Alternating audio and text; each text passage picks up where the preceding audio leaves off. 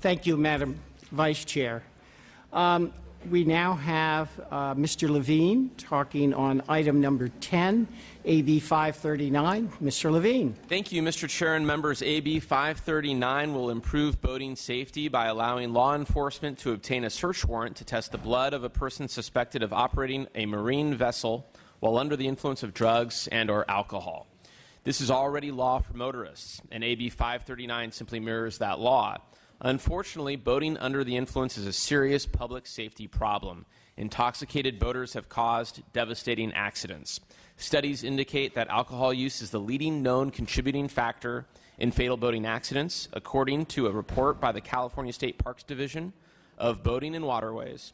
From 2009 to 13, 32% of all boating-related fatalities in the state involved alcohol.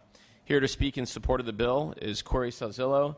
No, we got some. I didn't look over to my right. We got a few other folks here who are speaking in support of the bill. Thank you.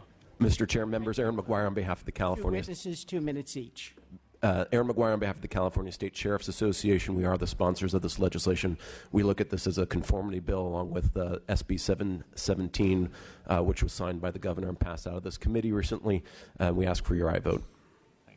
Mr. Chairman, members, Bill Krause representing the Marina Recreation Association, the California Association of Harbor Masters and Port Captains, California Yacht Brokers Association, the National Marine Manufacturers Association, and the Worldwide Boater Safety Group.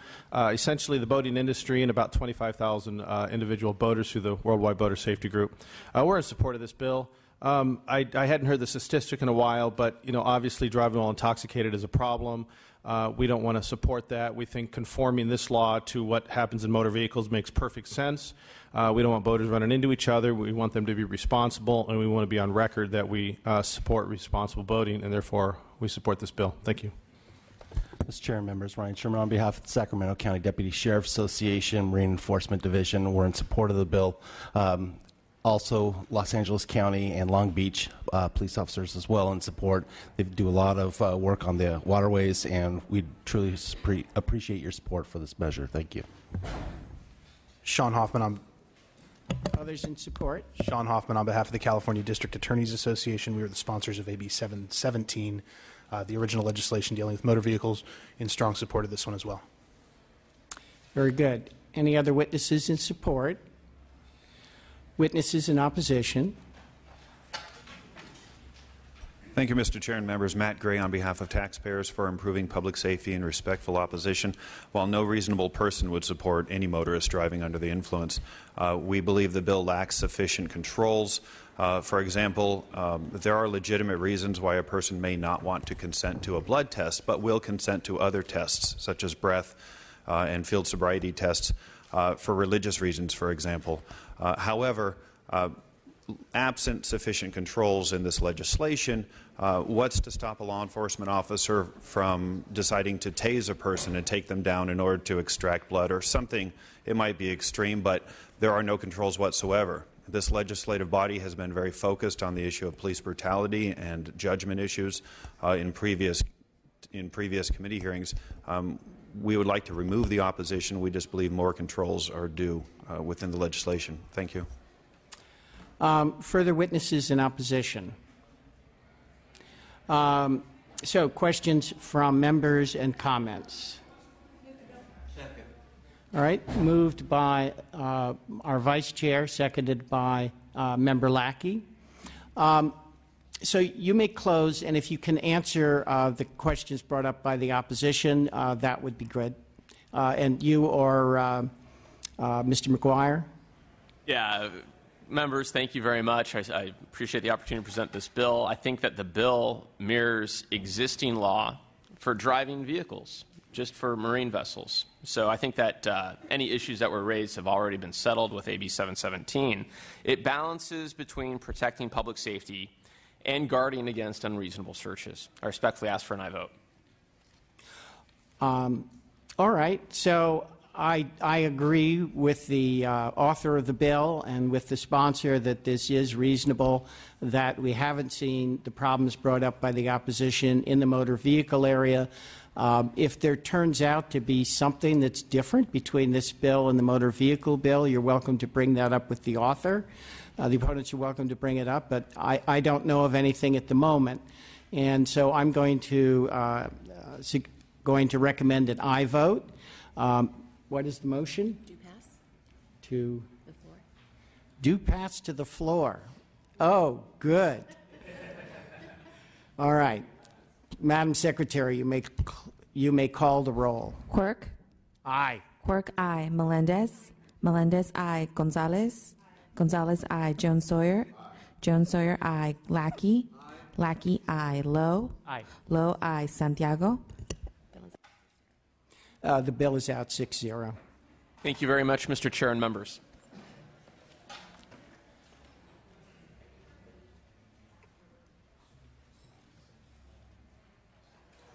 All right. Assemblymember Wilk, good to see you. Good to see you, Mr. Chair. So this is item number 5.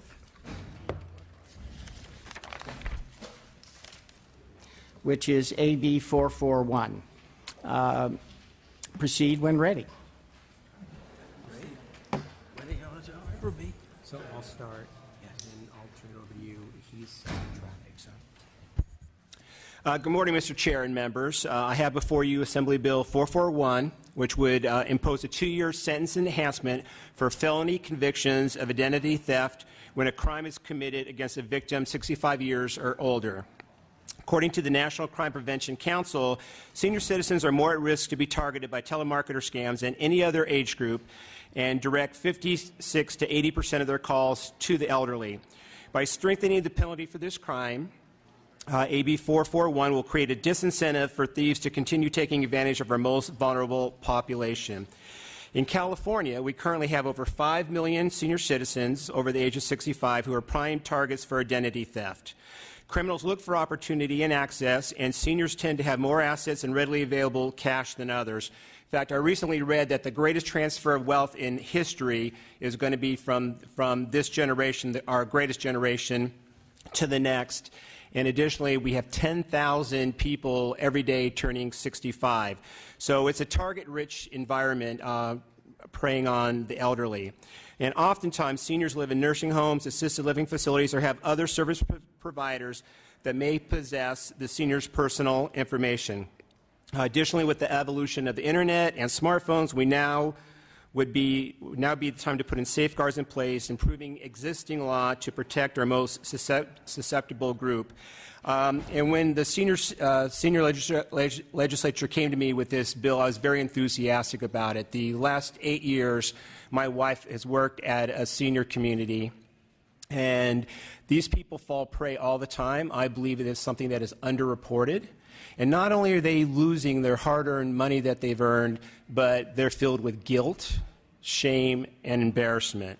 And I think that we need to do anything possible to safeguard these people. And I think at the end of the day, it's an imperative that we do protect our senior citizens. With me today is Mr. Gerald Richards from the California Senior Legislature. I also have scheduled Mr. Neil O'Farrell from the Identity Theft Council. Unfortunately, he's stuck on the freeway coming here from Walnut Creek, but I'd like to turn it over to Mr. Richards. Yes, I was fortunate enough to take the train. Yeah, good morning. I'm Gerald Richards, representing the Senior Legislature. I've been working with seniors for the last 18 years as a volunteer attorney. I've encountered myself a lot of seniors that have been scammed or had their identity identity stolen, often by family members. They're very reluctant to bring these things to people's attention. But one of the things I've learned in the process is that an unseen and frequent symptom of dementia is the inability to make a rational decision. They lose their ability to make decisions, and they don't have any other symptoms of Alzheimer's. They're much easier to scam than the other populations, and they're almost as vulnerable as children.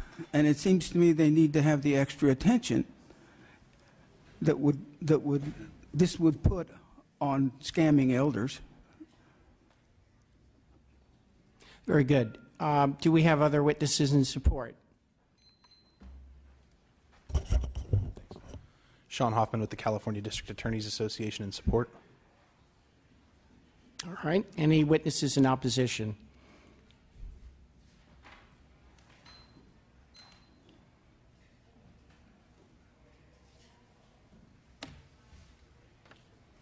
Okay. 2 witnesses up to 2 minutes each. Very good. Mr. Chairman, members, Assemblymember Wilk, Micah Doctoroff on behalf of the ACLU of California here in respectful opposition to AB 441. We share the Assembly members' concerns about protecting our older community members. However, we believe that current law already sufficiently addresses these concerns by providing adequate felony penalties and enhanced penalties for individuals who commit crimes involving the unlawful use of personal identifying information of elders. Under existing law, felony identity theft may be punished by up to 3 years in jail, regardless of the age of the victim. In deciding on an appropriate sentence, a judge may consider circumstances in mitigation and aggravation. One such aggravating circumstance is the vulnerability of a victim specifically due to the age or disability of the victim. Because of our collective concern for our elders, California has a statute that specifically addresses crimes committed against older people.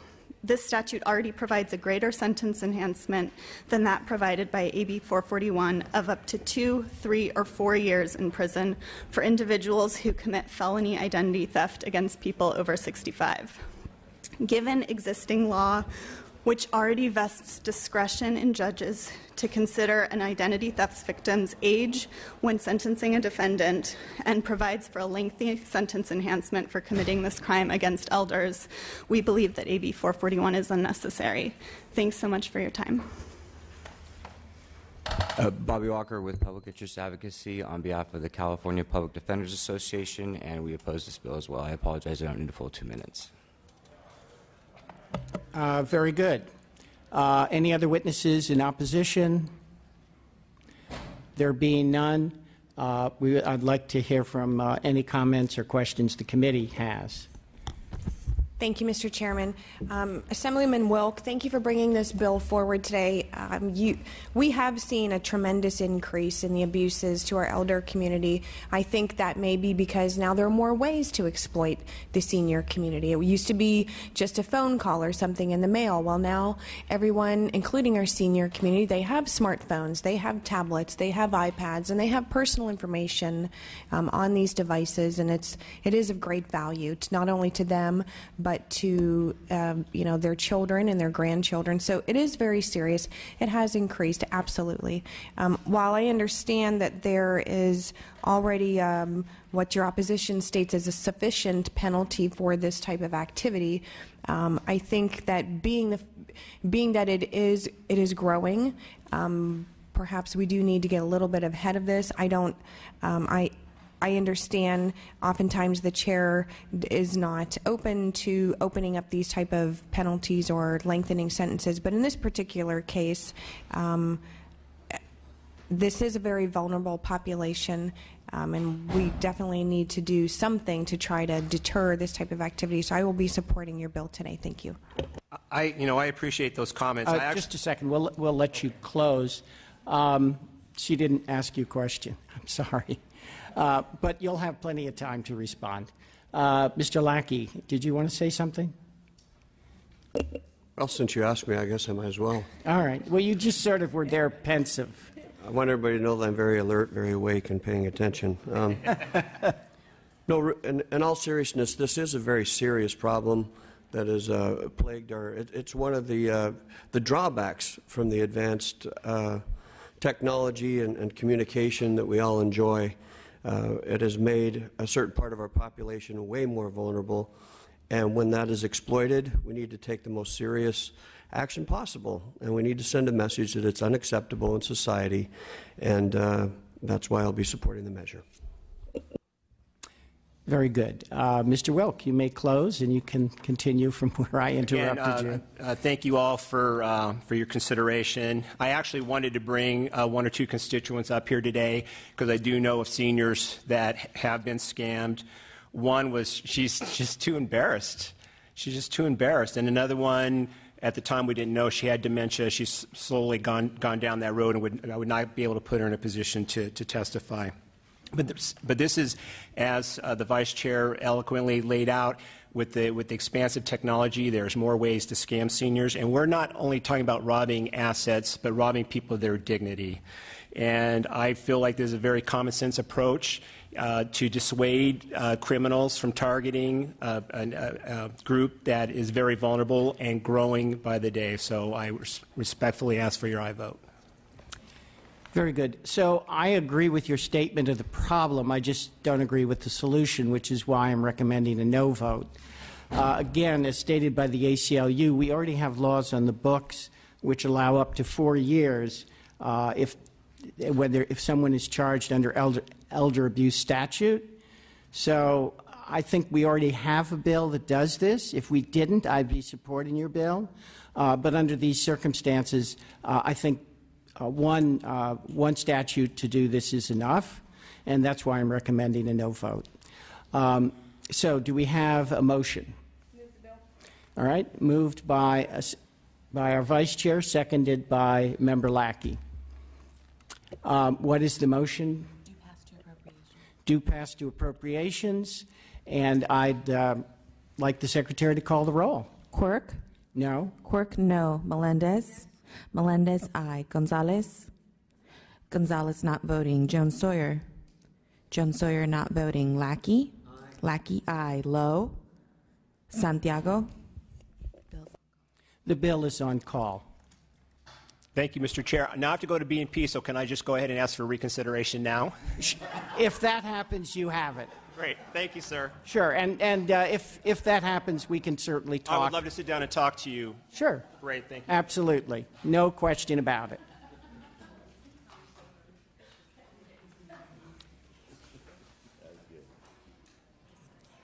All right. Assembly Member Christina Garcia. Item number 18, Bill 832.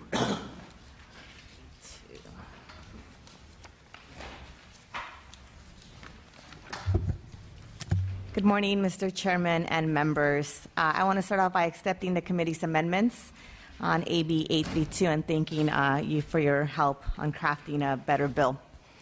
AB 832 works to correct discriminatory elements of the law for mandated reporters.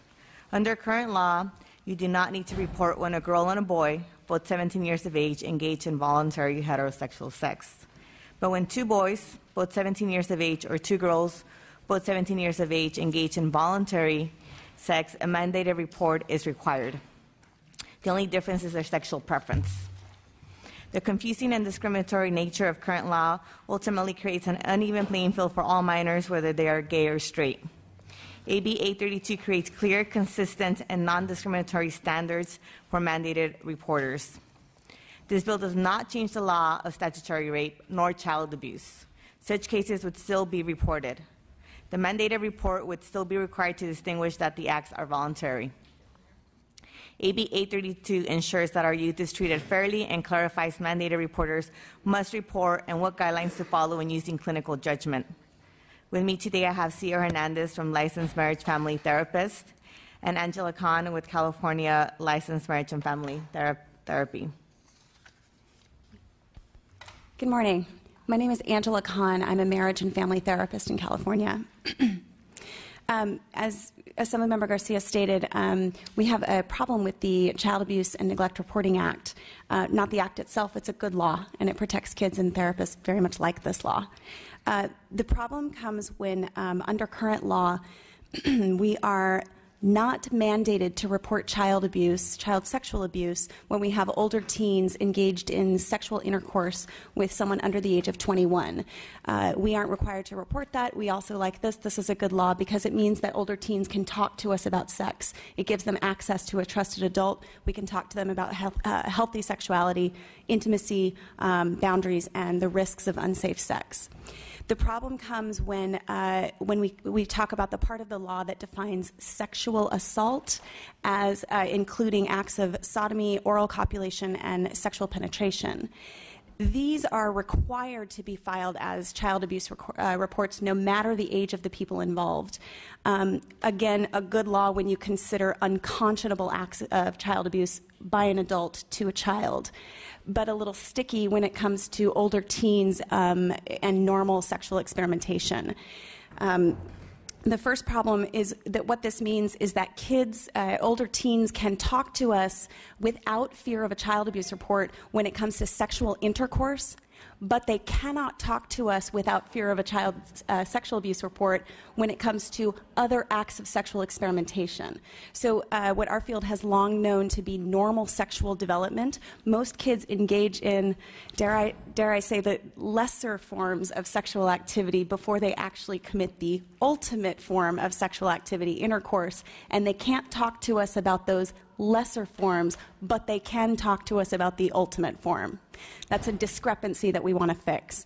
As Assemblymember Garcia stated also, it, I think, inadvertently discriminates against gay teens. So sexual intercourse with older teens, with someone under the age of 21, they're free to talk to us and get guidance about sexuality. But gay teens engaging in the counterpart of sexual intercourse would not be free to talk to us and get guidance on the healthy sexuality because the law requires us to report that as sexual assault, therefore sexual abuse. This leaves therapists in a quandary. I've been practicing for 12 years. I work with children, teens, and families, and my hands have been tied for 12 years alongside my colleagues. The quandary is that we either violate the trust, practically destroy the trust between ourselves and our clients by filing the mandated report, or we violate the law and maintain the trust of the clients, and so our hands are tied. I'm here in support of this bill. AB 832 is an elegant solution to the problem because it equalizes mandated reporting requirements and unties our hands. All right. You've used 3 minutes, so if the next witness could use 1 minute, that would be great. I can be quick. Thank you and good morning. My name is Rocio Hernandez, and I'm a licensed mental health practitioner, and I've specialized in adolescent sexual assault for 19 years. But I also teach law and ethics, and the most important reason why I'm here is I'm a mother of a 16-year-old boy. I'm in support of AB 832 because when I teach law and ethics, all of those mandated reporters who are seasoned clinicians are confused by the law. When I tell them that any kind of sexual abuse is a mandated report, they get that. When I have to explain the subtleties of the ages, they don't. So please support AB 832. Very good. Thank you, and thank you for being brief. Other witnesses in support? Name, organization, and position. Hi, Caitlin Armis, and I'm a nursing student at University of San Francisco, and I'm also a resident advisor for a freshman dorm, making me a mandated reporter. So in my dorm, there are residents that are 17 years, and in fact, there were 100 people at the starting of August that were 17. So the current law states that if the residents confide in me... I understand. Okay. Gotcha. All right. Next witness in support. Hi, my name is Komachar. I'm a junior level nursing student at the University of San Francisco and newly mandated reporter. And just kind of speaking to some notes, it is confusing and hard to navigate the law when there's inconsistent age ranges under question. So we just don't want to put a child's life at risk because of our inability to fully comprehend the law with the age ranges. So I'm in full support of AB 832. Thank you. Other witnesses, and again, please name, organization, and position. Micah Doctoroff, ACLU of California, in proud support of the bill. Joe Michael for Equality California, also in support. Thank you. Bobby Walker with Public Interest Advocacy on behalf of California Public Defenders Association in support. Kathy Sunderling with the County Welfare Directors Association running the Child Welfare Agencies in support. Libby Sanchez, Laborers Local 777 and 792, representing employees who are mandated reporters in strong support. Very good. Any other witnesses in support? Then we need witnesses in opposition. Seeing no witnesses in opposition, Mr. Lackey, it's up to you and me. Do you have any questions or comments? Yeah, just I'll make one remark that I believe that supporting this bill would send the wrong message towards sexual assault, so I'll be opposing it. Very good. Member Garcia, please close. we have a really sensitive topic here, and I understand some of the members' concerns on this issue, but I think creating a space where individuals are comfortable speaking to the therapists and professionals would actually end up in a much safer situation for our youth out there. And so I respectfully ask for your aye vote. Very good. So I have not made a recommendation on this. I enthusiastically do support the bill. I voted for it last year. I'm going to vote for it this year.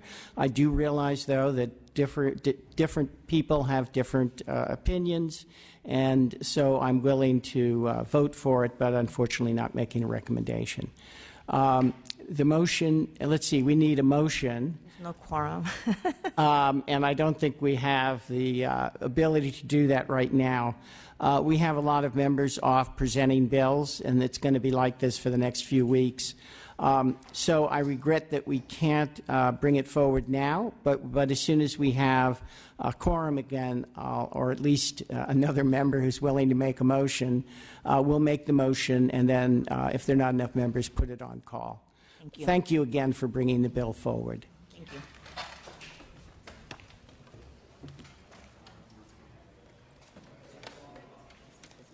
All right. Next is Member Waldron. All right.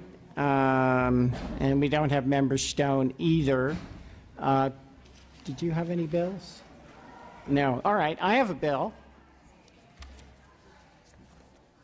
So I'm going to speak on my bill, which is AB 730, item number 17.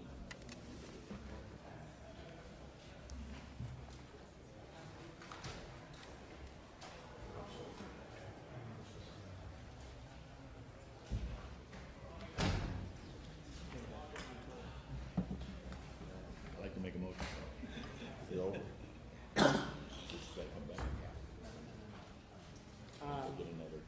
All right. We have Member Waldron come in. So I will withdraw my presentation for the moment. We have unfinished business on Ms. Garcia's bill.